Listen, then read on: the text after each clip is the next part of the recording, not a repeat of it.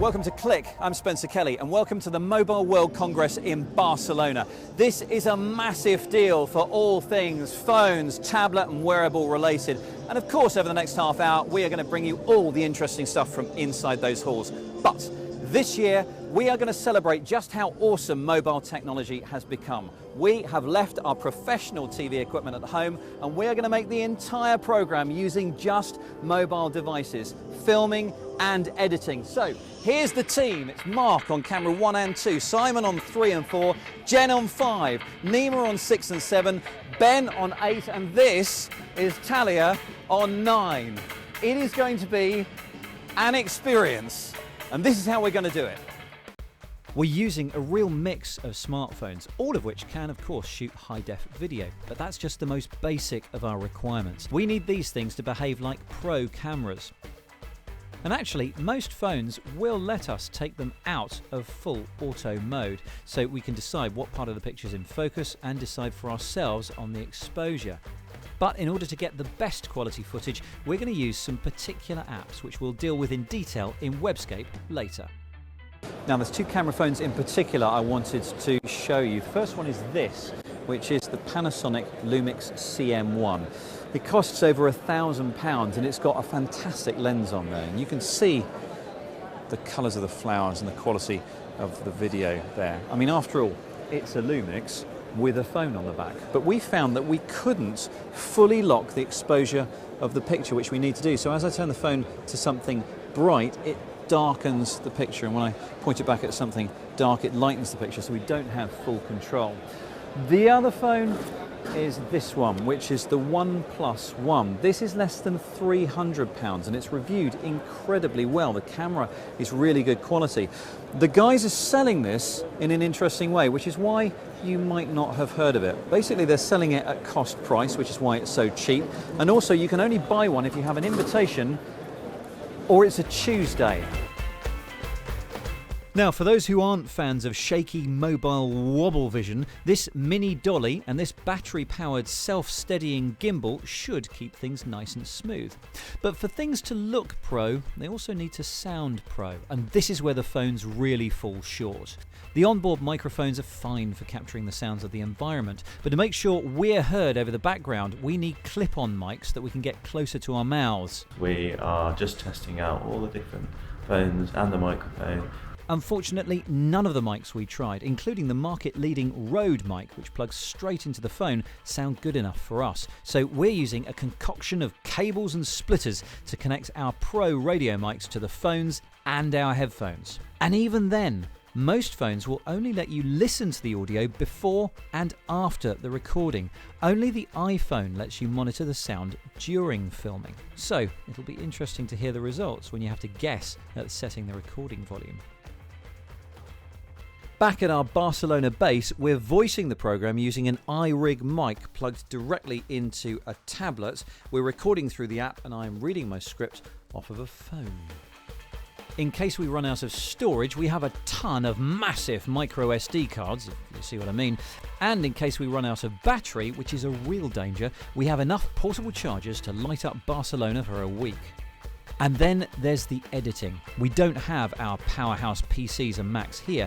We're performing the incredibly intensive task of cutting and compiling the program using Pinnacle on the iPad and Premiere Pro on a Surface Pro 3. So what do we do in an hour? I did the Go have dinner? It'll be a dangerous and fascinating experiment that might create a lot of chatter across this industry. In fact, we've even been invited onto the TV show here at the event to explain our madness. So, wish us luck, and how well we do, you can judge for yourself, because here's the show. World of Mobile, assemble! Each year the battle cry goes up and anyone with anything vaguely mobile to sell comes here to Barcelona. MWC has grown hugely over the years. This year it's split across 2 venues and it's colourful, loud and occasionally weird.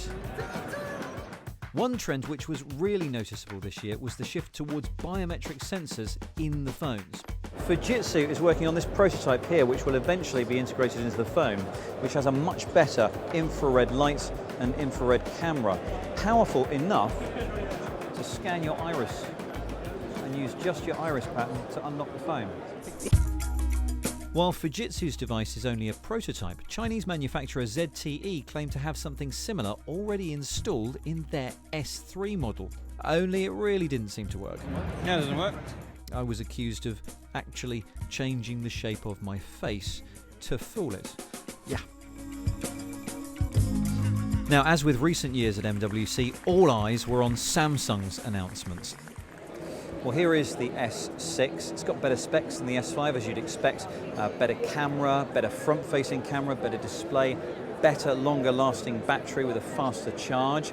Uh-oh, you can't take the back off though, so you can't change that battery, and you can't put a micro SD card in either. But this does come in a size of up to 128 gigabytes, and it does have wireless charging, so that, I guess, is the compensation. But this is the phone I think most people are talking about. It's the S6 Edge, which Samsung hopes will give it an edge over the competition with a screen that bends around the edge.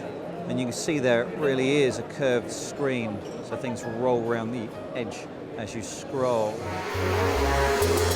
Half pipe, splash bag, BMX words. Yeah, this is one of the best spectacles here at the show, as Sergio showed off not only his stunts, but also the sensor, that's with an X. It's a motion sensor that clips onto your snowboard, skis, or your bike and lets you watch your performance in real time on a mobile. Its purpose? Well, apparently to immediately solve squabbles about who jumped the highest, spun the fastest, and shredded the most mango. Now, it's been a while since I've BMX'd, but I used to be pretty sick in my day. So they kept telling me, so it's time to grab some air. Yes, I know what you're thinking, totally impressive. But these gratuitous shots of rad stunts by me are also to show off yet another mobile feature, which is, let's face it, gratuitous slow-mo. But this particular piece of TV magic was achieved with absolutely no visual effects, I can assure you. And I think it's high time we went to find Jen Copestake to see what she's been up to.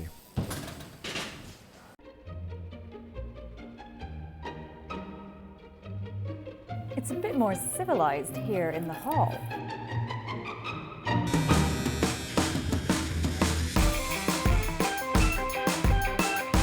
You never know who you're going to meet.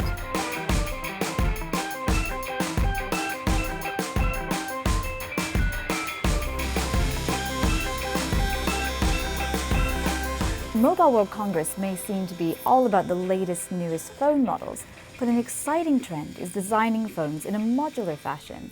Google's Project Aura wasn't officially showing its concept in Barcelona, but we found Yes, an affordable smartphone maker working on the project. We've seen the modules for Project Aura before, but this is the first time we've seen a company design so many modules that it can complete a handset with their designs. In this book, there are 100 designs to inspire creativity. If you get bored of one module, just swap it out. Along with cameras, processors, and batteries, you can have really useful solar panels and this e-ink screen which magnetically clips onto the back of the phone. In a similar modular vein is the Puzzle Phone from Finnish startup Circular Devices. It's designed around 3 blocks called the brain, heart, and spine, battery, processing, and frame of the phone, all easily swappable.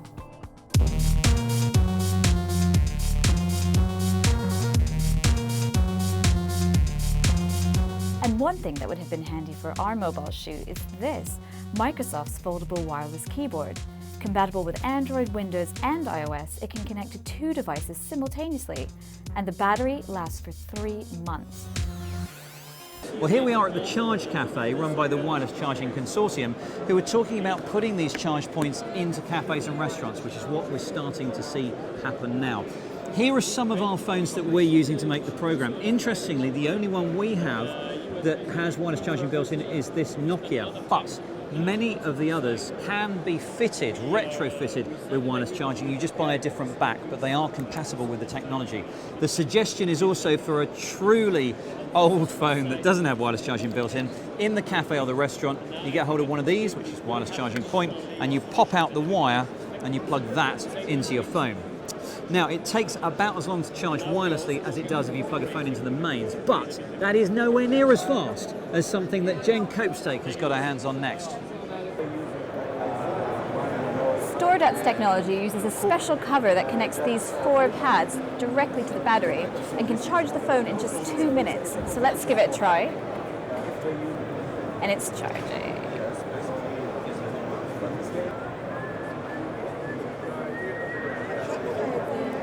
So it went from about 23% charge to 100% charge in a minute and a half. But yeah, fully charged. Through the magic of television, I've been transported from Barcelona to Queen Mary University in London, where researchers have developed a solution to providing top-up power for mobile devices without needing to plug them in. Here's how it works. These are sound waves being created by Dave Grohl and his friends. They're a visual representation of the vibrations that are being picked up by this disc, which is part of a microphone. It's these vibrations that the team believe are capable of generating top-up juice for mobiles. The intensity of vibration created by a sound varies massively across different surfaces. The materials that the disc is made from are too rigid to generate a lot of power. Like so many things in life, the answer lies in being flexible. These chaps are cooking up a solution, literally. A thin layer of zinc oxide sprayed on this plastic sheet is placed in a mixture of chemicals and baked at 90 degrees. The process covers the sheet in nanorods, invisible to the naked eye but unrivaled at picking up vibrations. And what happens to zinc oxide is when it's bent or flexed or stressed or strained in some way, it develops a small polarization. And that polarization is enough to drive electrons through an electric circuit and enables us to harness and scavenge some form of energy. So, in the not too distant future, everyday movements and the noises all around us may be the key to keeping our gadgets going. That was Mark Chislak. So, we're halfway through our mobile-only click, and so far, so good. Next, we'll talk wearables. That's the ones on your arm and on your face. And we'll give you all the details about the apps we're using to turn our phones into semi-professional cameras in Webscape. This is the new version of Samsung's Gear VR headset, which is made for the new S6 phone. All right, I'm a gunner in a World War II fighter plane. All I have to do is get the plane in my sights, press the fire button on the side here, shoot the things. And like the demo I saw with the Note 4 last year, the resolution still isn't perfect.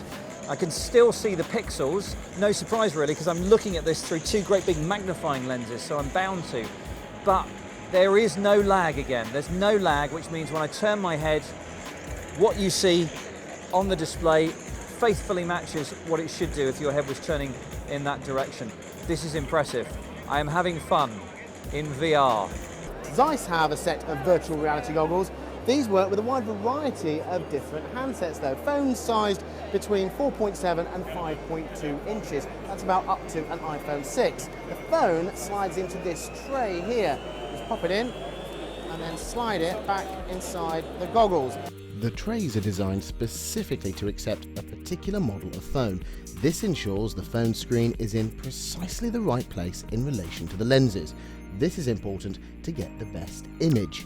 The Zeiss lenses are the real surprise about these goggles. They don't distort around the edges in the same way that you find with quite a few other sets of VR goggles I've seen. This means that the software that they're running doesn't have to compensate and pre-distort either. Effectively, you get a really, really sharp image all the way around the frame. These goggles cost $99. Sure, Google Cardboard does much the same thing and is quite a bit cheaper, but these have got really, really good optics in them. And it's nice to see virtual reality headsets being designed for people with slightly lighter wallets. Now, if virtual reality isn't your thing, there is of course augmented reality, which is the idea of adding information to an otherwise normal scene. So that's what I've got going on here. This is Sony's Smart Eyeglass Developer Edition. It's so difficult to show you what I'm seeing, but we'll give it a go. We're going to shove one of our phone cameras into the lens to show you, give you an idea of what I can see. I hope you can understand that. This is a demo for mechanics who are looking for a particular engine part, and it's telling me which way to look, up or down, left or right, to find, say, the spark plug. So, wearables on the head, done. Many of the wearables that have made the news over the past couple of years have been on the wrist, of course. And here is Jen and Mark with the latest of those. Huawei is not necessarily the first name you'd associate with watchmaking, but they've created a lot of buzz at the show with this classically designed smartwatch. Running on Android Wear, it's really a companion device for your smartphone. It doesn't make its own calls, but you can connect via Bluetooth to receive notifications. What sets it apart is the fit and feel. It's the first smartwatch I've tried that actually feels like a watch I would wear. This watch is by far the most luxurious smartwatch I've tried, and it definitely is the best fitting for my wrist. But at least 2 question marks remain. We don't know yet how long the battery life will be or how much it will cost. If you want to know the time, ask a policeman. If you want to know the way to the railway station or what the weather's going to be like, ask a smartwatch. That is if the battery lasts long enough. LG have an Android Wear smartwatch designed for stylish smartwatch wearers. It's called the Urbane. As it also uses the Android Wear operating system, the Urbane is a very similar watch in terms of features and functions to Huawei's effort. This watch comes in 2 case finishes, stainless steel and gold, but as a smartwatch, this offering still needs to connect to a smartphone in order to get the best out of it. LG has another smartwatch up its sleeve though. This time it's not a companion device for Android smartphones. Called the Urbane LTE, it's effectively a smartphone which looks like a smartwatch. This version can make and receive calls, it has GPS and supports NFC, so touch and go payments can be made with it. There's a heart rate monitor as well, so it can be used for fitness tracking. It can still connect to an Android phone for additional functionality, but it uses a WebOS based operating system designed by LG. In order to ensure that the LTE will work for a full day, its battery is double the capacity of that found in the normal Urbane, but that's resulted in a case size which is really quite thick. You'll have trouble getting that under a shirt sleeve. That was Jen and Mark. Here at the Mobile World Congress, it's not just a place for exhibitors to show off their stuff, there's also a place for exhibitors to come and talk about their stuff. This is the Mobile World Congress live TV station that had us on earlier in the programme because we're now interesting. Look at the size of that giant camera there. Mate, you need a couple of these. Yeah, you. Right, over to Kate Russell now with an extremely mobile webscape. While the team is out in Barcelona, I haven't been let off the hook because I'm also filming my section on mobile devices. May as well put that away. And I thought this would be a great opportunity to talk you through some of the tips and apps that we've been using to make the show. Now, the first thing to remember when filming on mobile phones is there's actually a really cool app called Horizon that does all that for you automatically, so you don't need to worry about it. Although you do lose a bit of resolution, so hopefully our professional crew won't be using it. Out in Barcelona, the team used a couple of different apps to capture footage. Now, the Apple fanboys, I mean iPhone users, used Filmic Pro.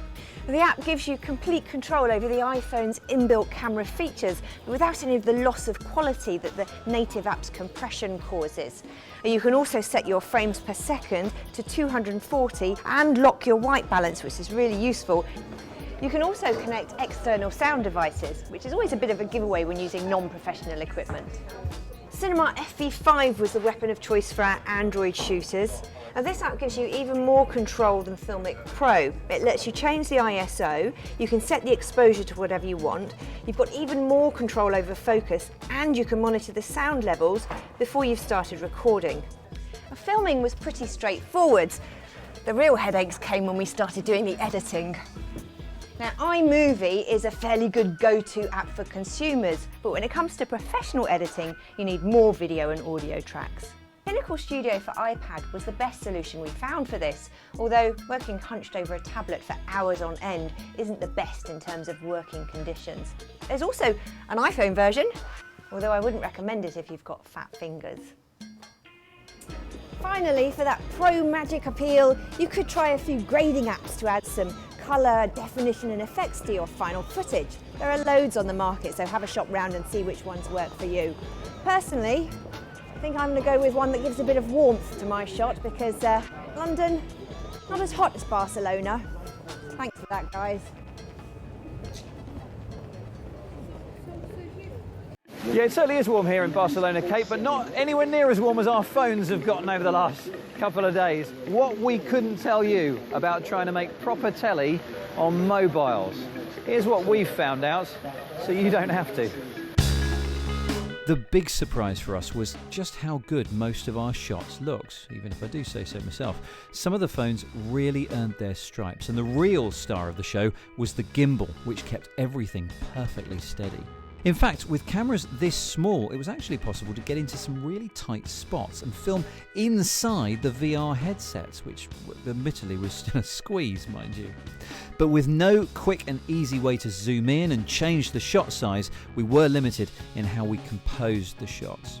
Getting good sound quality was more difficult. Without being able to monitor during some of the recordings, some of our sound was far too loud and even distorted. It's been a long, long day. But the biggest pain by far was editing this monster. Now, it was hugely, some would say stupidly, ambitious of us to attempt to film and edit a whole program using video from so many different sources with all of this new tech in just 5 days. Pinnacle on the iPad was intuitive and simple, but as soon as we tried using footage not shot on an Apple product, surprise, surprise, it stopped working properly.